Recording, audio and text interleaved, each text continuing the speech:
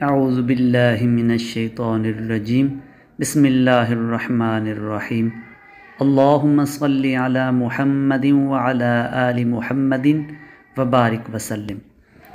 हज़रत इब्ने उमर रदियल्लाहु ताला अन्हुमा से रवायत है, उन्होंने कहा कि एक दफ़ा हम रसूलुल्लाह सल्लल्लाहु अलैहि वसल्लम के साथ नमाज़ पढ़ रहे थे कि लोगों में से एक आदमी ने कहा, अल्लाहु अकबर कबीरा वल्हम्दुलिल्लाहि कसीरा व सुबहानल्लाहि बुकरतन व असीला।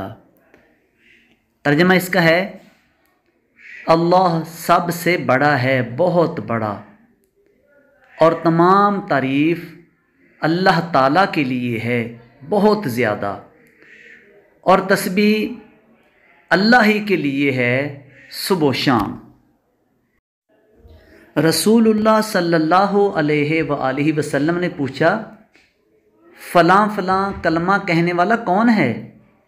लोगों में से एक आदमी ने कहा, ए अल्लाह के रसूल, मैं हूँ।